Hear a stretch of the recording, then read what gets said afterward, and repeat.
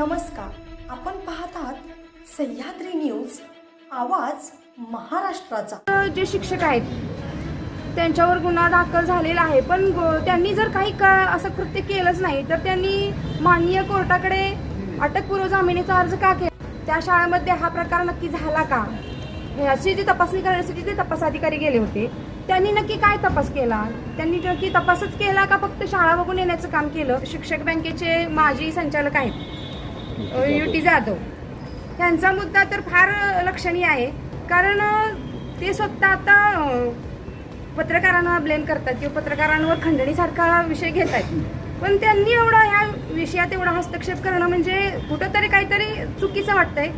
कारण ते स्वतः पत्रकारांकडे येतात, पत्रकारांना म्हणतात की बाबा हा विषय कुठेतरी थांबवा आणि हा विषय थांबवण्यासाठी तुम्हाला आमच्याकडून आम्ही जाहिराती वगैरे देऊ। हा त्यांचा व्हिडिओ आपल्याकडे उपलब्ध आहे पुरावा म्हणून। आज जर बघायला गेलं तर तिथं कोण स्थानिक किंवा तालुका पातळीवर जे नेते आहेत यांचा जर तिथं कुठं हस्तक्षेप असेल आणि तो जर आढळला त्यांचा हस्तक्षेप किंवा दबाव, तर त्या ठिकाणी मी आव्हान करते शिवसेनेच्या वतीनं, आमची शिवसेना गप्प बसणार नाही।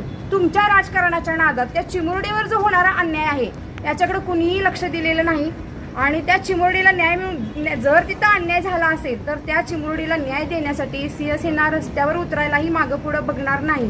शालेय विद्यार्थिनीला जो मारहाणीचा प्रकार झाला त्यामध्ये आज तागायत आत्तापर्यंत कोणत्याही प्रकारचा शहानिशा झालेला नाही। म्हणजे नक्की प्रकरण काय होतं?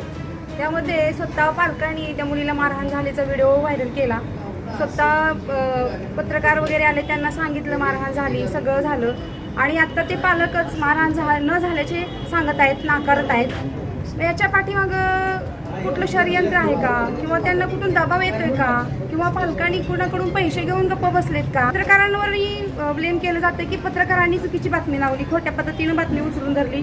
असं असेल तर पत्रकारांवरही, त्या संबंधित पत्रकारांवरही गुन्हे दाखल व्हावेत। कोळेकर वस्ती जिल्हा परिषद शाळेतील विद्यार्थिनी मारहाण प्रकरणी पालकासह युटी जाधव यांच्यावर सहआरोपी म्हणून गुन्हा दाखल करण्याची शिवसेनेची मागणी। शिवसेनेच्या महाराष्ट्र राज्य महिला प्रमुख पुष्पाताई बोबडे यांच्या नेतृत्वाखाली शिष्टमंडळाने विटा येथील विभागीय पोलीस अधीक्षक पद्मा कदम यांची भेट घेऊन निवेदनाद्वारे ही मागणी केली आहे। त्यांनी दिलेल्या निवेदनात असे म्हटले आहे की कोळेकर वस्ती बाळेवाडी येथील शाळेतील विद्यार्थिनी मारहाण प्रकरणाची शहानिशा होऊन सत्य समोर आणून दोषीवर कारवाई करावी। बाळेवाडी येथील जिल्हा परिषदेच्या कोळेकर वस्ती शाळेमध्ये इयत्ता दुसरीतील विद्यार्थिनीस शाळेतील शिक्षकाकडून मारहाण करण्यात आली होती। मारहाण झालेल्या पीडितेचे पालक माध्यमांसमोर आपल्या पाल्याला मारहाण झाल्याचे कबूल करून स्वतः तयार केलेला मारहाणीचा व्हिडिओ प्रसारित करतात। त्यानंतर पीडितेचे पालक आता मारहाण झालीच नाही असे सांगून तक्रार देण्यास नकार देत आहेत। यामध्ये त्यांच्यावर कोणाचा दबाव आहे की लाच घेऊन ते गप्प बसले आहेत? आरोपी असलेल्या शिक्षक बाबासाहेब शेख यास पाठीशी घालत आहेत अशा प्रश्नांची आणि प्रसारमाध्यमांची दिशाभूल करून वेळ वाया घालवणाऱ्या पीडितेच्या पालकावर कारवाई करून गुन्हा दाखल करावा। जर यामध्ये पत्रकार दोषी असल्यास त्यांच्यावरही गुन्हे दाखल करावेत। संशयित शिक्षकाने जर असे कृत्य केलेच नसेल तर अटकपूर्व जामिनासाठी कोर्टाकडे का अर्ज केला हेही तपासणे गरजेचे आहे। या प्रकरणी तपासणी करणारे शिक्षक विभागीय तपास अधिकारी यांनी नेमकी काय तपासणी आणि कोणती तपासणी केली याची चौकशी होऊन सत्यता पडताळली पाहिजे। शिक्षक बँकेचे माजी चेअरमन युटी जाधव हे या प्रकरणामध्ये एवढ्या गांभीर्याने दखल का देत आहेत?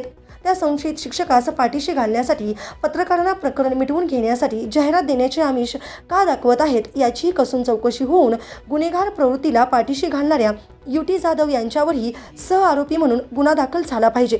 त्याचबरोबर सदर प्रकरणाची चौकशी LCBकडे देऊन या प्रकरणातील सत्यता कसून पडताळणी करून पोलीस स्टेशनचे गोपनीय अहवाल तयार करावा व या प्रकरणाचा छडा त्वरित लावावा।